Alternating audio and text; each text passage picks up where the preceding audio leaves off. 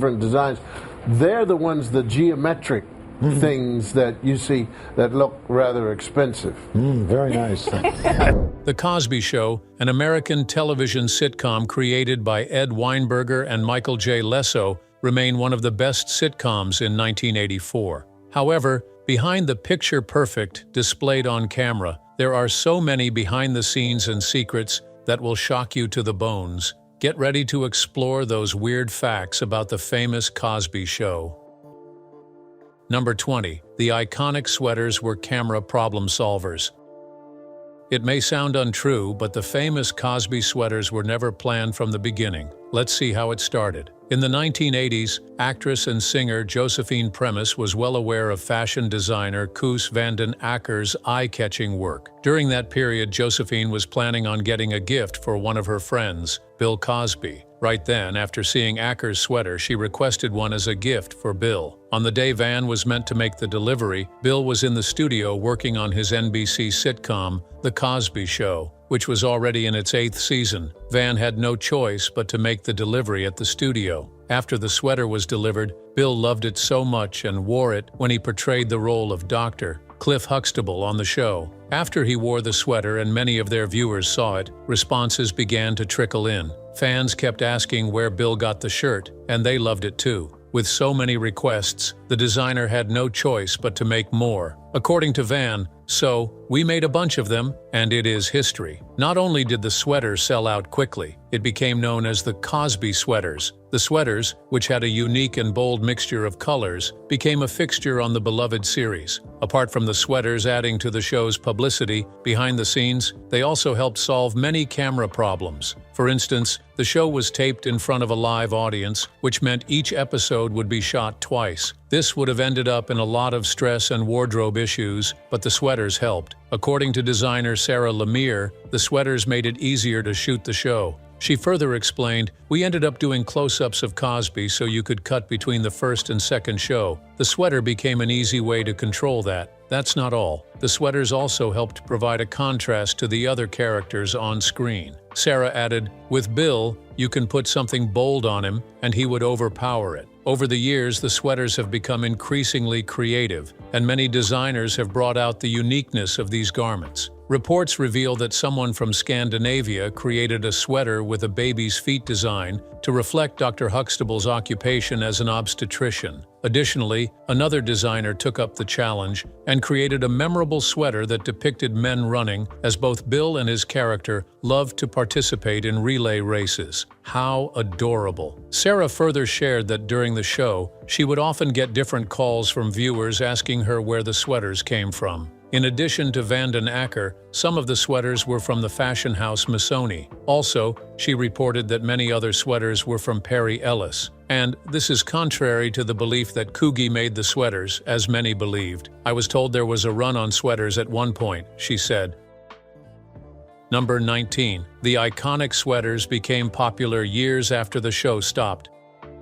Another interesting fact about the Cosby sweaters is that many years after the show ended, they remained popular. Van shared while talking about the sweaters, "They were not all that popular, but they became more popular later on, because suddenly people would watch the show and say, 'What is that?' Many people loved the sweaters. However, a higher percentage of young people have adopted them over the past decade. There are also records of a band called Cosby Sweater. Let's hear from some of them. Duke University student Casa Toom shared that her father loved the sweaters. Also, at a very young age, she discovered that the Cosby-like sweaters were more comfortable than almost anything else. She said, "As a child in the early 90s, I enjoyed playing dress-up using my parents' clothes." Later, she added that she preferred the sweaters more than her mother's dresses. This, of course, is very surprising coming from a lady, but it also shows how comfy the sweaters were. Now in her 20s, did she abandon the sweater? Let's hear from her. "When I grew up, I found the Cosby sweaters to be still more comfortable and, in my opinion, more aesthetically pleasing than anything else that I owned, and they've been a staple in my wardrobe ever since," Toom wrote in an email. She was not the only one who loved the sweaters. Others did too. Freelance illustrator Kelly Tucker started a Tumblr in 2011, and guess what? She dedicated the Tumblr to Cosby's iconic sweaters. Additionally, she referred to the site as the Cosby, Sweaters Project. After the dedication, the blog took off, and Tucker was amazed by its popularity. According to her, she never knew the show had a great fan base. 3 years later, she is still chronicling the show's sweaters. She shared, "Watching The Cosby Show as an adult, I realized how many amazing patterns were incorporated into the wardrobes of all of the characters. As an illustrator and pattern designer, I found them to be very inspiring. With the fame and popularity that the sweaters have gotten over the years, let's hear what Cosby has to say." After 30 years, Cosby told Collectors Weekly in 2013, "I think youthful people have a long time to live so that they can waste some time on something like that." Also, he further revealed that he may be returning to NBC for a new show, but Van may not be making more sweaters. Van, when asked if he might revive the fashion, said, "Silliness." However, he added that if Cosby were to ask him to do it, he would surely jump at it. Number 18. Bill Cosby's character name changed mid-season. In The Cosby Show, Bill's character's name was changed mid-season. In the pilot episode, he was called Cliff, but his name was later changed to something else. Before we explore the name change, let's check out the character Cliff. In the show, Cliff is very eccentric and silly to most people around him, especially his family. However, he was kind-hearted and loving. He was a dedicated father with a strong sense of humor. Also, his character was very competitive. In many scenes, he was seen making bets with Claire over various things, such as the release date of a particular jazz song, or when he was hosting a smooth contest to see which of them looked more elegant for a night on the town. He was that competitive. Also, there were occasions when he played a monthly game of Pinochle against his father and some friends, which sometimes got very passionate. Unfortunately, Cliff often finds himself on the losing end, as most of his bets and games have never beaten his father-in-law at chess. Later, Cliff broke his losing streak against his father and his friend with the help of Dr. Foster. This was the character everyone knew right from the start. Later, his name was changed to Heathcliff. Although Claire called him Heathcliff in one episode, he is commonly referred to as Cliff throughout the series. Number 17. The house address was fictional.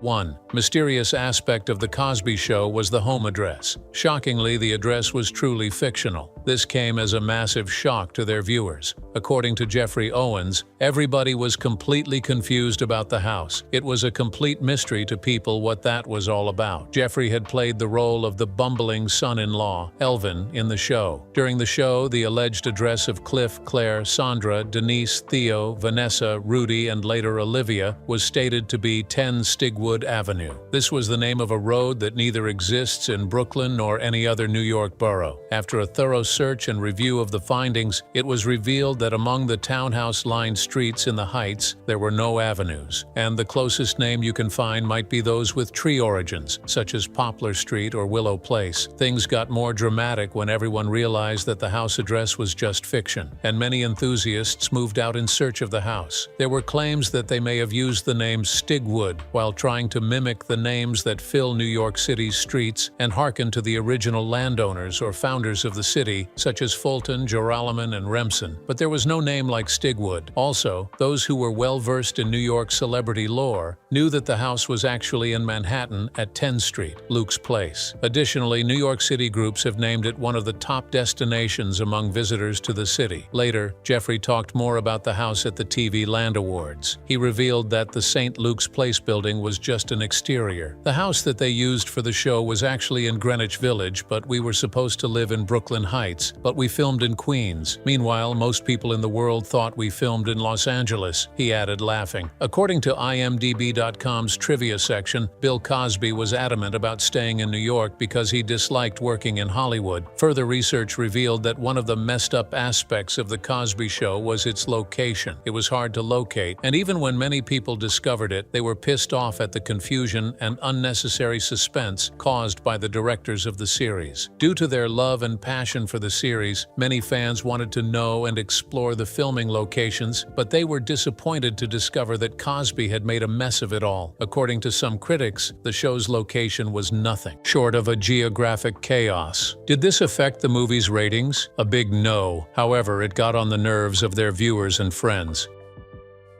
Number 16. The first home for the show was different.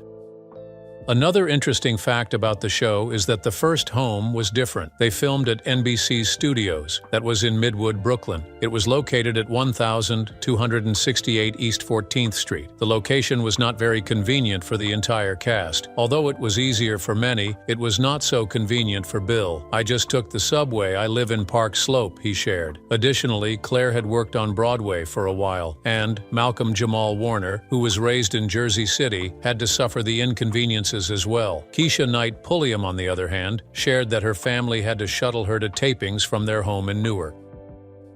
Number 15. Silent Peter was an accident.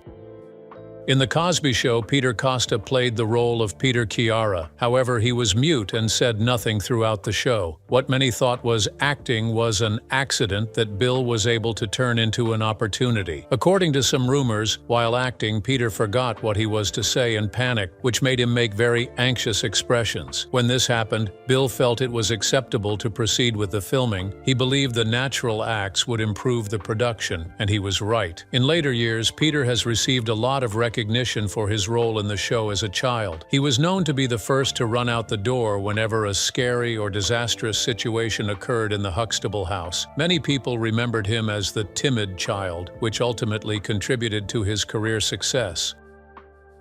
Number 14. Whitney Houston almost played Sandra Huxtable. Do you know that Whitney Houston would have been a part of The Cosby Show? If you're not familiar, get ready for some interesting news. During an interview for Emmy TV Legends, Cosby Show director Jay Sandrich revealed a vital secret. According to Jay, Whitney was very close to snagging the role of Huxtable's big sister, Sandra, but she refused the role. What? According to Jay, when they approached Whitney Houston for the role, she turned down the offer because of her future goals.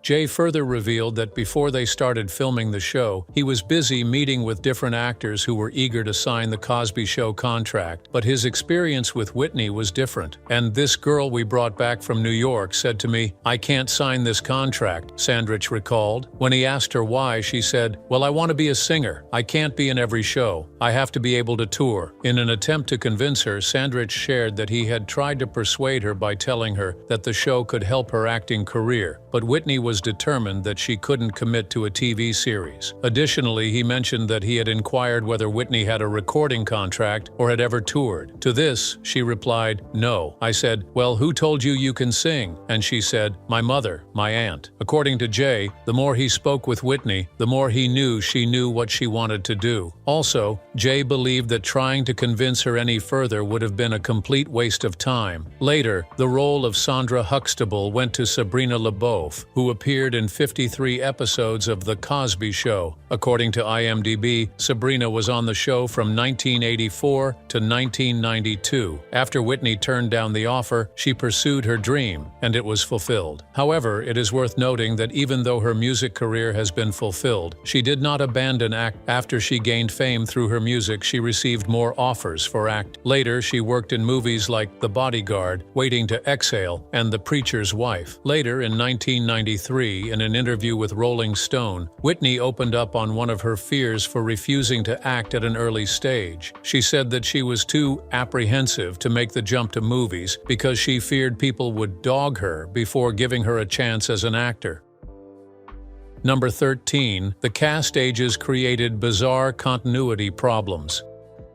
Another problem that the show faced behind the scenes was the age of the cast. It was challenging to maintain the storyline and play the roles as the characters aged. For instance, when their youngest daughter grew up to become a teenager, it was hard to maintain her role. The show had to incorporate teenage lines and issues, such as dating and the like. The changes affected the continuity of the series. It was a family sitcom, which means that some roles were not meant to change. Gradually, they had to change some characters to a younger age to fit into the storyline, which wasn't the best choice. Number 12. Theo was originally called Teddy, called in the show. At the beginning of the show, Theo was not referred to as Theo, but as Teddy. Later, as the show continued, the name Theo became permanent. In The Cosby Show, Theo is the only son of Cliff and Claire Huxtable. He is also the middle child of their 5 children. At the beginning of the series, he was portrayed as a high school freshman who consistently receives poor grades due to his parents' influence. He struggled to graduate, and after his graduation, he enrolled at New York University to study psychology at the start of the 5th season. After struggling with his coursework through much of his freshman year, he was diagnosed with dyslexia. Due to the diagnosis, he had to adopt new study habits, which led to an improvement in his grades. Towards the end of his junior year, Theo was assigned to work as a student teacher at a local community center. While working as a student teacher, he takes particular interest in helping a boy with a learning disability similar to his own. During the 8th and final season, he was offered a job in San Francisco, but he turned it down, opting instead to continue working at the community center and pursue graduate school. At the end of the show, the finale focused on Theo's college graduation with Cliff, reminiscing on the trouble his son had in high school.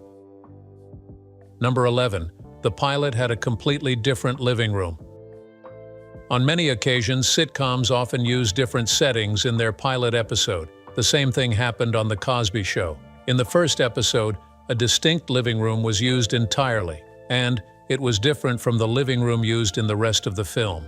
Additionally, apart from the living room, which was changed, there are reports that the entire set used was different as well. For instance, in the first episode, the first floor had extra rooms, which were not featured in the rest of the series. Sometimes, sitcoms change their locations and make things look different to keep their audience engaged, and it makes the whole TV series appear more natural. Number 10. Bill worried about the audience's reaction to the pilot episode. When the show started, Bill Cosby was scared and afraid that the show would not be as great as expected. Was he right to worry? Yes, he was. The pilot was filmed in front of a live audience, and this meant that even a minor mistake would ruin the entire show. When the pilot episode was filmed, there was plenty of laughter. However, Bill was concerned that the audience was not fully embracing his overall vision for the series. In the scene where Theo was defending the D on his report card, he told his father, "If you weren't a doctor, I wouldn't love you less, because you're my dad. So rather than feeling disappointed because I'm not like you, maybe you should accept who I am and love me anyway, because I'm your son." This was one of the scenes that concerned Bill the most. When the scene was filmed, the audience responded with applause for Theo's speech, but Bill wanted more. Luckily for him, the audience reacted even more enthusiastically when he replied with complete conviction, "That's the dumbest thing I've ever heard in my life." Number 9. Jaleel White was almost Rudy Huxtable. Another interesting fact about The Cosby Show is that Jaleel White was almost cast as Rudy Huxtable in the show. This sounds unbelievable because Rudy's character was a girl. However, it was later revealed through a question-and-answer session with Vanity Fair's Mike Ryan that at the very beginning, Rudy was meant to be a boy and not a girl. What changed? Let's find out. During the question-and-answer session, Mike Ryan asked White, "Is it true that you were originally cast as Rudy Huxtable on The Cosby Show?" To that, he responded, "Yep, that's why the character was named Rudy. It was intended to be a boy. That's my tragic auditioning story. We were all packed up and ready to go to New York, and my agent had told my parents that they needed to start looking for places to live out there. Next thing you know, there was one more audition, and that was supposed to be a formality at the network." White continued, "And a little girl comes walking in, and I'm like, even at 8 years old, who's she? And they're like, she's auditioning for Rudy too. So I'm like, oh, it's not as much of a formality as I thought. That was my first time walking into a room of 30 people staring at me going, okay, make me laugh. They were in such a hurry to get to New York and start filming that they came out and picked the kids one by one right in front of all of us. Malcolm Jamal Warner, Tempest Bledsoe. The rest of us all went home crying. It was amazing. I'm grateful that things worked out the way they did. I think it put a little more money in my pocket." While talking about the situation, it is evident to everyone that White was hurt and in pain. Later, Kesha Knight. Pulliam was nominated for an Emmy Award for her performance as Rudy. According to the reports, Rudy played the role perfectly well and also caused trouble as expected. Number 8. The family started with 4 kids, not 5. The Cosby Show is primarily known for having 5 kids. However, initially they started with 4 kids, not 5. Sandra Huxtable did not appear on screen until episode 10 of season 1 of the show, She was never mentioned in the pilot episode. Not many people knew of her existence. In the pilot episode, Claire and Cliff discuss their kids. In the episode, Claire asked Cliff, "Why do we have 4 children?" And he answered, "Because we did not want to have 5. With this statement, their viewers believed that the couple would only have 4 children throughout the show, but things got interesting when Sandra was brought in. In her first appearance, Sandra was revealed as a 20-year-old college sophomore, making her birth year 1964. After this, she earned a degree from Princeton University. Gradually, her character developed, and she ended up marrying her boyfriend, Elvin Thibodeau, in Season 4. After their marriage, the couple had twins, a boy and a girl, named after Nelson and Winnie Mandela. Sandra portrayed the image of the more serious, earnest, and responsible child. She was the perfect image of an eldest child. This doesn't mean Sandra didn't have her bad sides. For instance, she dropped out of law school to open an outdoor shop. However, due to her high intelligence level and overachieving nature, her parents were proud of her, and she was held in higher esteem than the rest of the children. There have been questions about the creation of Sandra's character. Let's get the answers too. According to reports, Sandra was created when Bill wanted the show to express the accomplishment of successfully raising a child. Having failed with his other children, he needed a child who was at least a college graduate to prove his worth. Hence, the need for the role. Number 7. The marijuana episode featured supermodel Iman. In the series, supermodel Iman was featured. During the marijuana episode, she appeared on the show as the very pregnant Mrs. Montgomery and did some verbal sparring with Cliff. Additionally, Iman delivered some humorous lines that had the audience laughing. However, in that same episode, Claire finds a marijuana joint in Theo's textbook, and Mrs. Montgomery is quickly forgotten. The turn of events made it seem like she was not part of the show, but she was, albeit for a short while. Number 6. Theo died after the show. The famous Theo, who played the role of Cosby's child, died at the age of 54, and this shattered many. After his role in The Cosby Show, Theo had become one of the greatest actors in the industry. His death was a tragic one. Let's see how it happened. According to the Associated Press, on a particular day, Theo was swimming at Playa Grande near the town of Cahuita in the province of Limon on the Caribbean coast, around 2:30 in the afternoon. While swimming, a current pulled him deeper into the ocean, and he ended up drowning. When Costa Rica's Judicial Investigation Police heard about the accident, they swung into action. After a thorough investigation, they told CNN that on the day Theo died, many people were on the beach and they tried to help him. Unfortunately, he was dead by the time the Red Cross rescued him. Also, another man ended up in critical condition after being pulled into the current with him. After his death, they conducted an autopsy, and the results revealed that his manner of death was accidental. Also, the cause of the death was reported to be asphyxiation by submersion. When they were done with all the investigation, his body was released to his family for the funeral service. While working on the set of The Cosby Show, Bill and Theo had developed a close bond, and when he heard about his death, Bill was shattered. Later, in an interview with CNN affiliate WPVI, Bill said, "You could depend on Malcolm always to learn his lines, to gather his character, to come out and be ready." He further revealed to WPVI that he was gutted by the shocking news of Theo's death. He added, "Of course, my thoughts went straight to his mother, who worked so hard. She was so wonderful with him." Theo turned out to be a lovable person, and many more people spoke about him after his death. Tracy Ellis Ross, who co-starred with him on the BET series Read Between the Lines, shared on her social media, "I love you, Malcolm. First I met you as Theo with the rest of the world. Then you were my first TV husband. My heart is so sad. What an actor and friend you were. Warm, gentle, present, kind, thoughtful, deep, funny, and elegant. You made the world a brighter place, sending so much love to your family. I'm so sorry for this unimaginable loss." Later, Eddie Griffin, who starred opposite Bill in the series Malcolm and Eddie, paid tribute to him and wrote a statement, "My heart is heavy today, for what the world lost was a father, a son, a poet, a musician, an actor, a teacher, a writer, a director, a friend, a warrior that I had the pleasure of going to war with against the Hollywood machine, and sometimes with each other, because that's what brothers do. Still, the love was and is always there. You have taught me so much, and I thank you. Rest well, my big little brother." Number 5. Felicia Rashad's stare helped get her the role. During the casting of The Cosby Show, Felicia Rashad auditioned for the role of Claire, and so did many others. However, she was chosen for the role because of the way she argued with Theo during the screen test. When Bill saw her body, her reactions were different from those of others, and he knew she was the right person for the role. Unlike other candidates, Rashad didn't wag her head or place her hand on her hip. Instead, she simply fixed Theo a sharp stare, and her look was enough to frighten any child into submission. So, yeah, Rashad got the role because of her stare. Number 4. Sandra was 10 years younger than her TV mom.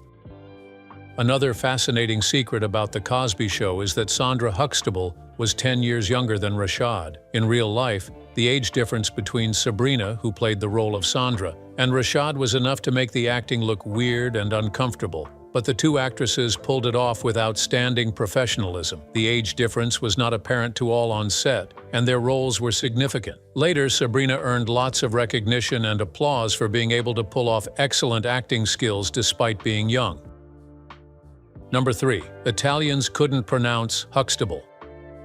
It may sound funny, but it's true. Behind the scenes, the Italians found it hard to pronounce the name Huxtable. The more people loved The Cosby Show, the higher its reach. According to records, the show had topped the ratings charts at home and needed to include some minor tweaks for non-US audiences. For example, in Italy, the surname Huxtable was impossible to pronounce, so the family's name was changed, and the show was titled I, Robinson, meaning the Robinsons in Italian. There have been different questions about why Robinson was the name used instead of Smith or Jones. Here is why. Jackie Robinson was the first African American to play in Major League Baseball. In honor of his achievements, his name was chosen as the title of the movie.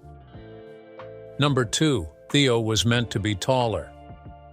During the casting call for the role of Theo, the actor was meant to be taller. Billy had specified that he wanted someone who was 2 feet 6 inches tall and 15 years old. But Malcolm didn't meet the requirements. He was only 5 feet, 5 inches tall, and was just a 13-year-old boy. This was enough to disqualify him from the role. However, on the day of the auditions, he gave his best and read the Monopoly money scene with Cosby like a traditional TV brat. Everyone in the room that day was laughing except Bill, who later asked the young actor if he would act like that with his real father. With Bill's advice in mind, he read for the part a second time, nailed it, and got the role. Number 1. Some of Bill's TV family were named after real-life family members. Another aspect of the show that wasn't entirely fiction was their names. Many of the names Bill Cosby used on the sitcom were the names of his family members. For instance, in real life, he married Camille Olivia Hanks in 1984, and in the show, Claire Huxtable's maiden name was Hanks. Also, Denise's stepdaughter was named Olivia. Additionally, in the show, his mother's name was Anna, just as his real mother's was, and his younger brother Russell lent his name to the Huxtable granddad. Which of these weird facts do you love the most? Do you think it was right for Billy to use his family names on set? How do you feel about Theo's death? Leave your thoughts in the comments. If you enjoyed this video, like, share, and subscribe to this channel. Before you go, watch the other videos displayed on your screen